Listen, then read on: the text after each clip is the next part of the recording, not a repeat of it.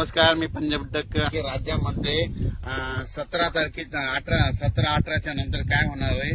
तामिळनाडू, आंध्र प्रदेश आणि कर्नाटक या भागामध्ये आतापर्यंत 1-1.5 महिना झाला पाऊस नाही.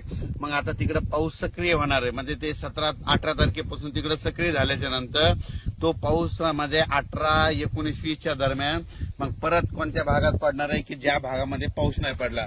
मग त्याच्यामध्ये तुम्हाला सांगतो की त्याच्यामध्ये लातूर जिल्हा, धाराशिव जिल्हा, सोलापूर जिल्हा, सांगली, नगर, कडाष्टी, पाटोदा या भागामध्ये मग 18 तारखेच्या नंतर म्हणजे 18 जुलैच्या नंतर परत तिकडल्या भागात दक्षिणेकडे पाऊस सक्रिय होणार आहे. म्हणून हा अंदाज लक्षात घ्यायचा.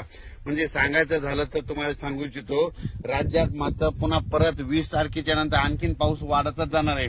पण 18च्या नंतर काय होणार आहे की जे पट्टा आहे म्हणजे कोणता जे पावसापासून वंचित झालेला आहे, लातूर जिल्हा, बीड जिल्हा, सोलापूर जिल्हा, नगर जिल्ह्याचा काही भाग म्हणजे हे भाग आणि सांगली जतचा काही भाग, पंढरपूर या भागामध्ये तुम्हाला सांगू इच्छितो तुमच्यासाठी खरंच आनंदाची बातमी. 18 जुलैच्या नंतर तुमच्या इकडे पाऊस चांगला सक्रिय होणार आहे.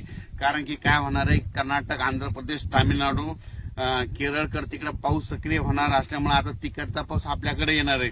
त्याच्यामुळे राज्यात 18च्या नंतर आपल्या इकडे दक्षिण भागात महाराष्ट्राच्या दक्षिण महाराष्ट्राकडे पाऊस सुरुवात होईल. 18च्या नंतर तिकडे सुरू होईल. त्याच्यानंतर 19च्या नंतर थोडा पुढे सरकेल, 20ला पूर्ण आणखी पुढे सरकेल. मग 24च्या मग जुलैच्या शेवटच्या आठवड्यात राज्यात मात्र सगळीकडे पाऊस होईल. म्हणून हे लक्षात द्यायचं.